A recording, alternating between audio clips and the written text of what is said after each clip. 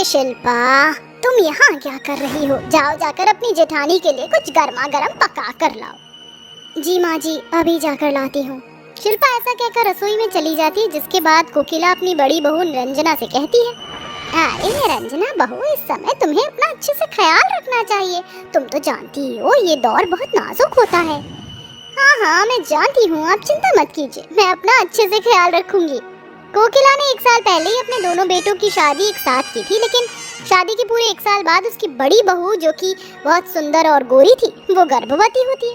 लेकिन छोटी बहू शिल्पा को प्रेगनेंसी में कुछ दिक्कतें आती हैं, जिसके चलते वह गर्भवती नहीं हो पाती। कुछ ही देर में शिल्पा गर्मा गर्म सूप बनाकर अपनी जेठानी के लिए ले आती है। ये लीजिए जेठानी जी, मैं आपके लिए सूप बनाकर लाई हूँ। निरंजना सूप तो ले लेती है, लेकिन सूप लेने के बाद वह अपनी सास से कहती है, माँ जी, मुझे आपसे कुछ कहना है। दरअसल मेरी माँ का फोन आया था और उन्होंने मुझसे कहा था कि बच्चे के समय मेरे सामने मेरे पति और सुंदर सुंदर बच्चों की फोटो अगर हो तो अच्छा होगा।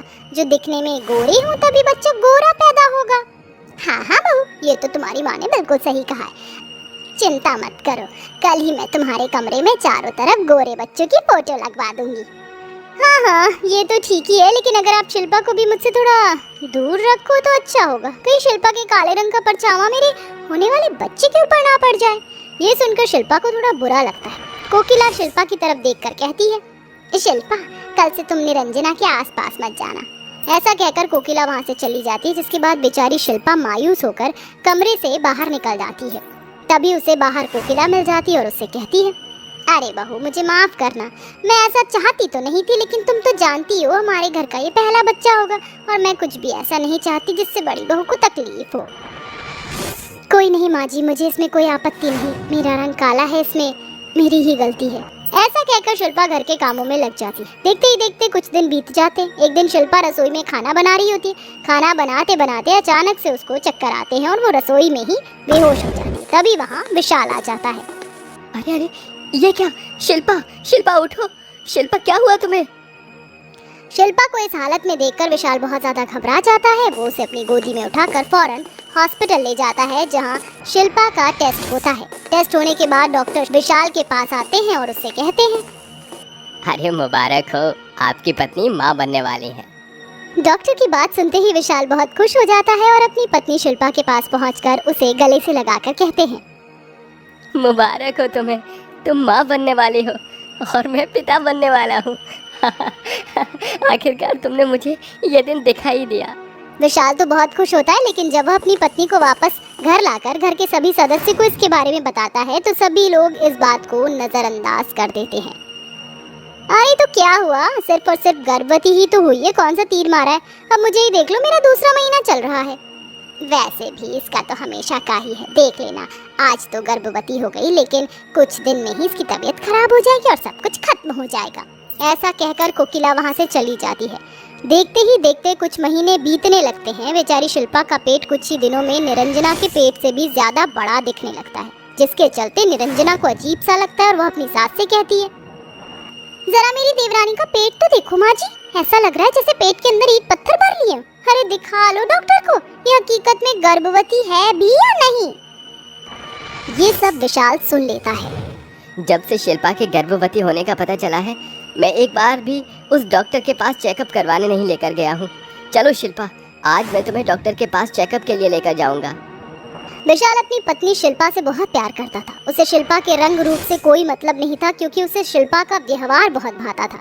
वह शिल्पा को डॉक्टर के पास लेकर जाता है, जहाँ के पेट का एक्सरा होता है, जिसे देखकर डॉक्टर विशाल से कहता है, अरे तुम्हारी पत्नी को तो जुड़वा बच्चे होने वाले हैं, आज से तुम्हें उसका थोड़ा अच्छे से ख्याल रखना होगा। ये सुनकर विशाल बहुत खुश होता है और अपनी पत्नी शिल्पा को ध्यान पूर्वक वापस घर ले आता है। वह घर के सभी सदस्यों को इसके बारे में बताता है। माँ, जानती हो आप, शिल्पा को जुड़वा बच्चे होने वाले हैं। डॉक्टर ने कहा है कि उसका अच्छे से ख्याल रखना है। अरे तो क्या हुआ, बच्चा ही तो है, तेरी भाभी को भी होने वाला है। क्या तूने कभी उसके बारे में सोचा? शिल्पा को बोल जल्दी से कुछ बनाकर तेरी भाभी को खिला देगी, उसने सुबह से कुछ नहीं खाया है। कोकिला ऐसा कहकर चली जाती है, जिसके बाद विशाल खुद ही रसोई में जाता है और अपनी पत्नी के साथ अपनी भाभी के लिए भी खाना बनाता है। उसके बाद वह खाना ले जाकर अपनी भाभी को सबसे पहले देता है और उसे शिल्पा के जुड़वा बच्चे के बारे में बताता है। ये सुनकर निरंजना अंदर ही अंदर जलने लगती है। विशाल उसे खाना देने के बाद अपनी पत्नी शिल्पा को खाना खिलाने पहुंच जाता है।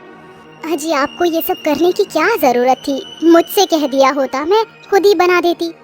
अरे तुम मेरे बच्चों को जन्म देने वाली हो, अब मैं तुम्हारा ख्याल भी न रखूं? हाँ, ये सुनकर शिल्पा बहुत खुश होती है, लेकिन तभी वहाँ निरंजना आ जाती है। अरे देवरानी, तुम यहाँ मेरे देवर से सेवा करवा रही हो? क्या तुम्हें मेरी जरा भी परवाह नहीं है? कहिए दीदी, आपको क्या चाहिए? मैं अभी दे देती हूँ। अरे बस बस, अब जब मैं उठी हूँ तो मैं ही ले लूंगी। तुम्हें जब फुर्सत मिले तब मेरे पास आ जाना, मुझे तुमसे कुछ काम करवाने हैं। ऐसा कहकर निरंजना वहाँ से चली जाती, जिसके चलते शिल्पा ये सब सुनकर अपना खाना भी अधूरा छोड़ देती है और निरंजना के काम करने पहुँच जाती है। वहीं निरंजना अपने मन ही मन सोचती है, इसको जुड़वा बच्चे क्यों हो रहे? इससे अच्छा तो कोई हादसा हो जाए जिसके चलते इसके दोनों बच्चे इसके पेट में ही मर जाएं। निरंजना ऐसा सोच ही रही थी कि तभी उसे अपने बिस्तर के बराबर वाली टेबल पर केले नजर आते हैं। निरंजना उन केलों को उठाती है और खा लेती है और उसके छिलके अपने कमरे में जगह जगह फेंक देती है। बेचारी मेरे कमरे में मेरी मदद करने आई थी, लेकिन अब मेरे कपड़े अलमारी में लगाते लगाते इसका पैर इस केले के छिलके पर पड़ेगा और ये फिसल कर गिर जाएगी, जिसके चलते इसके दोनों बच्चों से छुटकारा मिल जाएगा। निरंजना ऐसा कहकर खुश हो रही थी, तभी शिल्पा पिलो के कवर लेकर उसके पास आ ही रही थी, लेकिन अचानक से उसका पैर फिसल जाता है और वह निरंजना के ऊपर ही उसके पेट पर गिर जाती है, जिससे दोनों को लीवर, पेट और पेट में दर्द शुरू हो जाता है। जिसके बाद घर के सभी सदस्य उन दोनों को हॉस्पिटल लेकर पहुंचते हैं, जहां निरंजना का बच्चा मर जाता है, लेकिन उसकी काली देवरानी के जुड़वा बच्चे सही सलामत होते हैं, जो कि बहुत सुंदर और गोरे होते हैं। बेचारी निरंजना अपनी गलती का पछतावा करते हुए रो रही होती है। ये सब मेरी ही गलती है, मैंने अपने घमंड के चलते अपनी देवरानी का बुरा सोचा, लेकिन उल्टा मेरा ही बुरा हो गया। ये सब कोकिला सुन लेती है। ये क्या कह रही हो बहू? कौन सी गलती का पछतावा कर रही हो तुम? निरंजना अपनी गलती अपनी सास को बताती है, जिसके चलते कोकिला को भी बहुत गुस्सा आता है, लेकिन कहीं ना कहीं उसकी भी गलती थी। वह भी शिल्पा को उसके रंग की वजह से बहुत बुरा भला कहती थी। तभी वहाँ शिल्पा अपने दोनों जुड़वा बच्चों को गोदी में लेकर आती है और अपना एक बच्चा निरंजना को देते हुए कहती है, जेठानी जी, मैं 2 बच्चे पाल कर क्या करूँगी, इसलिए मैं चाहती हूँ मेरा एक बच्चा आप पालो, क्योंकि आप एक बहुत अच्छी माँ बन सकती हो। अपनी गोदी में बच्चे को देखकर निरंजना की आंखों में आंसू आ जाते हैं। मुझे माफ कर दो शिल्पा, मैंने तुम्हारे लिए कुआं खोदा था, लेकिन उसमें मैं ही गिर गई। जो हुआ उसे भूल जाइए, मैं तो आपको पहले ही माफ कर चुकी हूँ। आज से एक बच्चा आपका और एक बच्चा मेरा। उस दिन के बाद से शिल्पा की घमंडी जेठानी का घमंड हमेशा के लिए चूर हो जाता है और वह अपनी देवरानी के साथ खुशी खुशी रहने लगती है। नरेणापुर के छोटे से गांव में कलावती अपनी बेटी रूपाली के साथ रहती थी। कलावती एक विधवा औरत थी और एक आम के बगीचे में काम करके अपनी बेटी और अपना गुजारा कर रही थी। आज तो बहुत ही ज्यादा धूप हो रही है, इतनी धूप में काम करने में बहुत परेशानी हो रही है। अरे क्या धीरे धीरे लगे हुए हो, जल्दी जल्दी काम करो, शाम तक सारा का सारा काम हो जाना चाहिए। मुंशी के ऐसा कहने के बाद कलावती जल्दी जल्दी काम करने लगती है। देखते ही देखते शाम हो जाती है। अरे शाम के 6 बज गए हैं, चलो बहन चलते हैं और अपनी आज की दिहाड़ी ले लेते हैं। हाँ बहन चलो चलते हैं। देखते ही देखते सभी मजदूरों की लाइन लग जाती है। एक के बाद एक आते जाओ और अपने पैसे लेते जाओ, चलो। सभी मजदूर अपने हिस्से के पैसे लेकर वहाँ से जाने लगते हैं। अरे सरोज, आज तो मंगल बाजार है, चलो वहाँ से सब्जी लेकर घर चलते हैं। हाँ बहन, मेरे घर पर भी सब्जी खत्म हो गई है, चलो चलते हैं।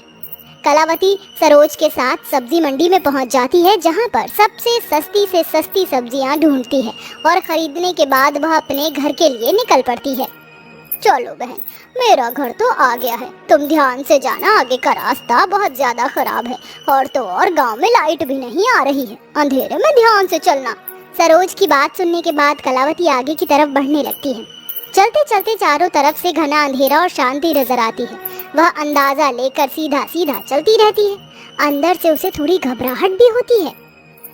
इतना अंधेरा है, यहाँ ठंडक बहुत है, जितनी जल्दी हो सके मैं यहाँ से बाहर निकलती हूँ ताकि मैं अपने घर अपने बच्चों के पास पहुँच जाऊँ। कलावती जैसे तैसे करके उस जगह से बाहर निकलती है। कुछ दूरी पर जाकर पानी के बड़े से टैंक के पास उसकी एक टूटी फूटी झोपड़ी होती है, जिसके बाहर उसकी बेटी झाड़ू लगा रही होती है। अरे माँ, आ गई आप। चलो अच्छी बात है, आज तो आप थोड़ी लेट हो गई हो। मैं बहुत देर से आपका इंतजार कर रही थी। हाँ हाँ, दरअसल आज मैं सब्जी मंडी चली गई थी। घर में सारी सब्जियाँ खत्म हो गई हैं। चलो अच्छी बात है, आप सब्जियाँ तो ले आई हो। वैसे भी सब्जी खत्म ही हो गई थी।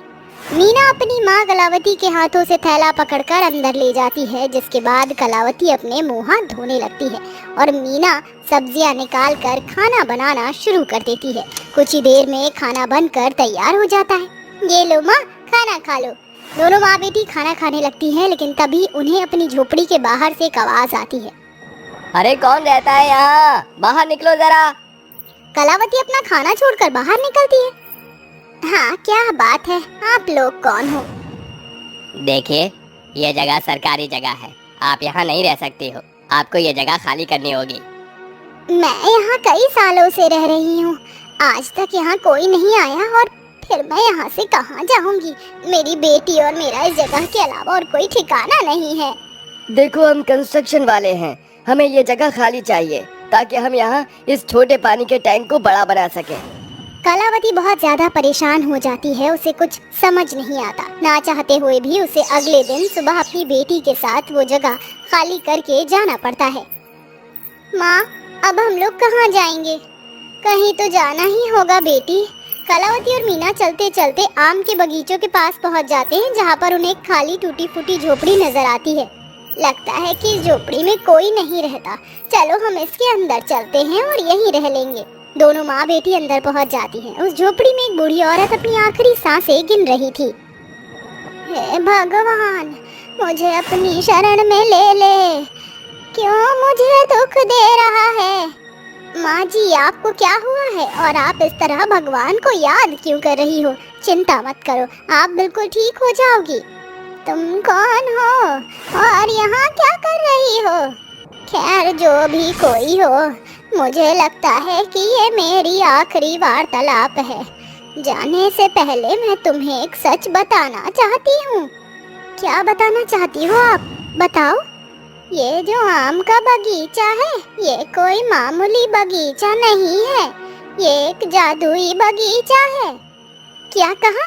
जादुई बगीचा है? मैं कुछ समझी नहीं। ये मेरा पुश्तैनी बगीचा है। इस बगीचे में सदाबहार आम लगे रहते हैं। इसकी मालकिन तुम हो। इसकी अच्छे से देखभाल करना। इतना कहने के बाद वैजयंती अपनी आखिरी सांस छोड़ देती है और भगवान को प्यारी हो जाती है। जिसके बाद कलावती उसका अंतिम संस्कार करती है। जिसके बाद कलावती आम के बगीचे में जाती है और बगीचे में लगे आमों को देखकर सोचती है, इतने सारे रसीले आम हैं यहाँ, लेकिन वो बूढ़ी औरत, उस बूढ़ी औरत का इस दुनिया में क्या कोई नहीं था? खैर छोड़ो, एक काम करती हूँ, कुछ आम तोड़ लेती हूँ और उन्हें बेचकर कुछ पैसे कमा लूंगी। कलावती एक टोकरी में आम तोड़ती है। जैसे ही वह पहला आम तोड़ती है, वहाँ उसी के जैसा एक आम उग जाता है। ये क्या? यहाँ पर तो आम तोड़ते ही आम लग गया। इसका मतलब वो बूढ़ी औरत सच कह रही थी। ये कोई मामूली बगीचा नहीं, एक जादुई बगीचा है।